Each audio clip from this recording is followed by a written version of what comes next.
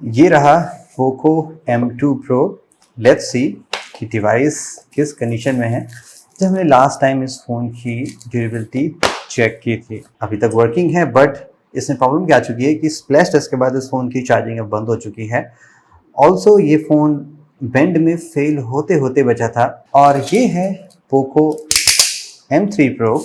Packaging में काफ़ी change कर दिया गया है,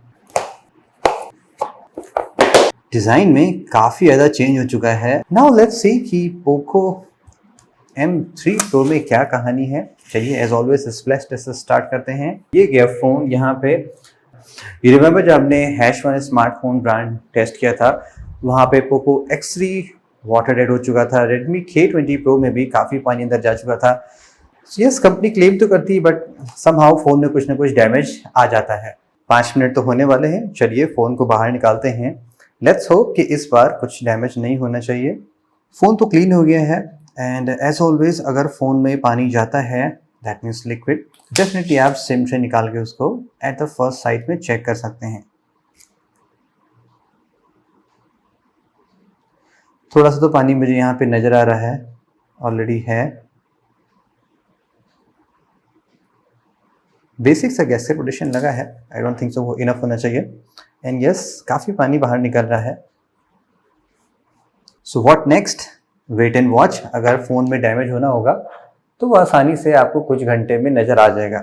तो till the drop test, in case phone pen test में ओके रहता है, आसानी से हम देख लेंगे क्या कोई डैमेज होता है कि नहीं होता है।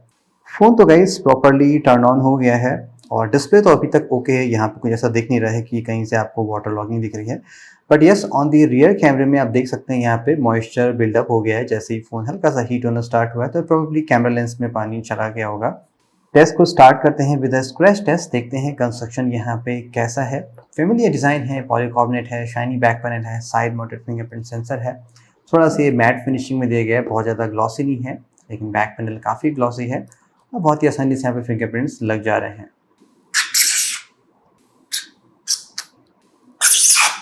काफ़ी शाइनी ग्लॉसी बैक पैनल है, बहुत ही आसानी से स्क्रैचेस यहाँ पे विजिबल हो सकते हैं। डिज़ाइन बाई पोको, एंड ये जो 5G लोगो है वो इस प्लास्टिक पैनल के इनसाइड से है। रियर पैनल काफ़ी ज़्यादा रिफ्लेक्टिव है। आप देख रहे होंगे कि स्टूडियो लाइट्स यहाँ पे काफ़ी ज़्यादा रिफ्लेक्ट हो रही है हर एंगल से। Sorry, it's not my fault. कैमरे के अराउंड जो फ्रेम है वो प्लास्टिक का है, कंप्लीट ब्लैक, और उस पर एक पेंट है। एलईडी फ्लैश का कटआउट सेपरेट दिया गया है ग्लास में। स्क्रैचेस लगने के बाद भी फ्लैश में ज़्यादा इश्यूज नहीं आती हैं। ईयर बेस ग्रिल यहाँ पे काफ़ी बड़ी है, और ये हार्ड प्लास्टिक की बनी हुई है। मोस्ट लाइकली ये कीज एंड कॉइन से डैमेज नहीं होगी। वॉल्यूम बटन प्लास्टिक के बने हुए हैं, just like frame. And as always buttons यहाँ अभी भी बाहर आसानी से चले आ रहे हैं। Power button and fingerprint sensor बाहर नहीं आएंगे। क्यों नहीं आते हैं, आप पोको X3 Pro का टेयर डाउन देख सकते हैं।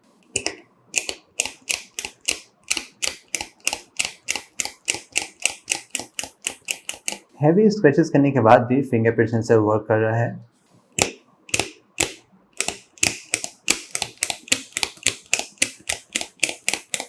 और ज़्यादा डैमेज करने के बाद भी ये प्रॉपर्ली वर्क कर रहा है। For the long term durability fingerprint sensor आपका ऑलवेज वर्क करेगा। How about this SIM tray. यहाँ पे बिगिन हाइब्रिड डिज़ाइन है, inside metal outside plastic. Well, for the first time ये तो नहीं टूट रहा है, बट नेक्स्ट टाइम आप गलती से इसको फिर से मोड़ दें। In that case also SIM tray damage नहीं हो रहा है। सो लुक्स लाइक क्वालिटी यहाँ पे इम्प्रूव की गई है।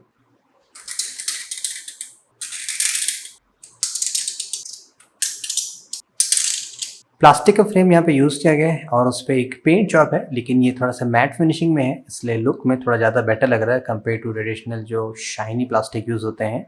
ग्लास की क्वालिटी भी चेक करते हैं पोको M3 Pro में using most skills of hardness से। यहाँ पे जो ग्लास यूज़ किया गया है वो कॉर्निंग विद ग्लास है, उसका वर्जन 3 यहाँ पे यूज़ किया गया है, विच इज़ गुड। ड्रॉप के टर्म्स में बेटर होता है, स्क्रैच में भी it's kind of okay.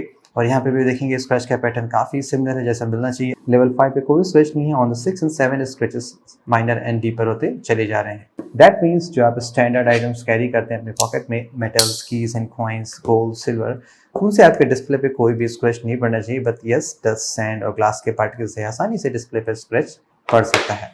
On the rear side जो कैमरे का ग्लास है वहाँ पे भी सिमिलर प्रोटेक्शन यूज़ किया गया है। लेवल 5 पे कोई स्क्रैच नहीं है। On the 6 and 7 scratches minor and deeper होते चले जा रहे हैं। नाउ गाइज, अब बारी है बेन टेस्ट परफॉर्म करने की। एंड कंस्ट्रक्शन काफ़ी फेमिलियर है, एक्सपेक्टेड है, जैसा मिलना चाहिए। कंप्लीट पॉलीकार्बोनेट है because it's affordable 5G phone. चलिए बेन टेस्ट परफॉर्म करते हैं, लेट्स सी क्या होता है। फर्स्ट हम डिस्प्ले की साइड से फ़ोन को बेंड करते हैं। Here we go, 3, 2, 1।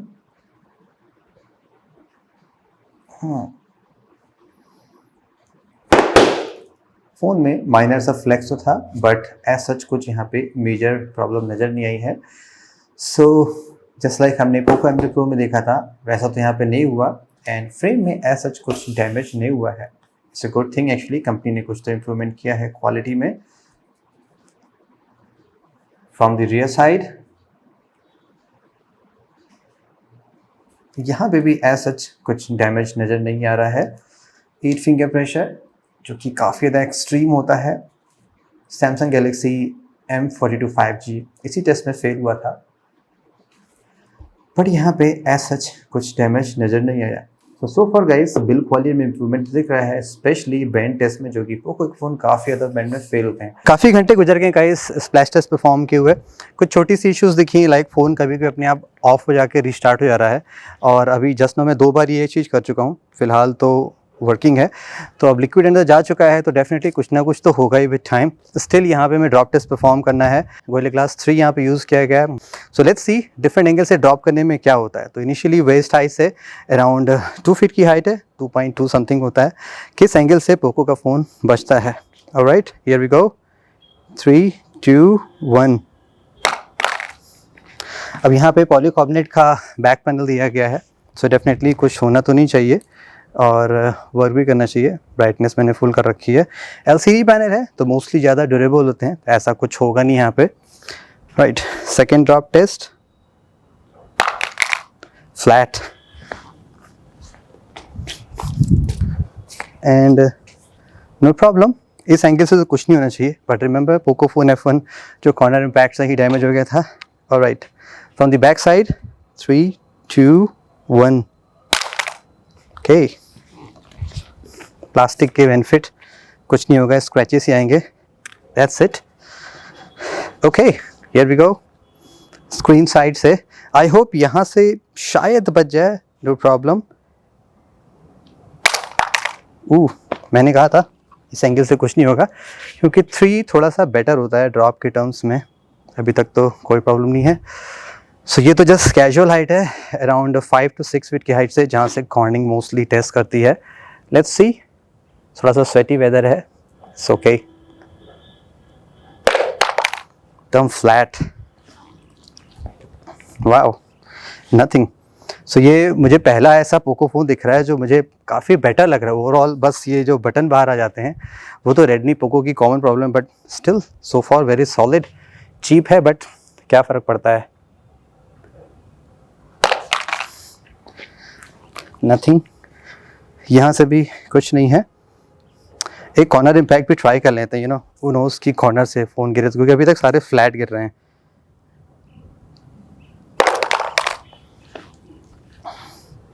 परफेक्ट, कुछ नहीं यहाँ से भी। एक और एंगल से, कूल, यहाँ पे बाउंसी हो रहा है। सो अभी तक तो इस ड्रॉप के टर्म्स में काफ़ी बेटर निकल रहा है। Let's see. सो ये लास्ट टेस्ट है अराउंड 6 फीट की हाइट से। आई एम श्योर यहाँ से तो फ़ोन टूट ही जाना चाहिए। Still so for really durable Poco, wow. So that's extreme height होती है जहाँ से फ़ोन डेफिनेटली टूटते हैं। इन केस वर्जन लोअर होता, अगर यहाँ पे विक्टस होता या गोरिल्ला ग्लास 6 होता तो शायद थोड़ा सा बेटर निकलता। तो still in the summary really impressive Poco, काफ़ी इम्प्रूवमेंट दिखा यहाँ पे कंस्ट्रक्शन को लेके। जस्ट थोड़ा सा वर्कआउट करने की जरूरत है फॉर दिस फ्लैश टेस्ट। 10,000 का फ़ोन हमने टेस्ट किया था इन्फिनिक्स नोट 10, वहाँ पे कोई प्रॉब्लम नहीं हुई थी, बट यहाँ पे थोड़ा सा रैंडम रिबूट्स हो रहा है। Thank you guys for this test, have a great day.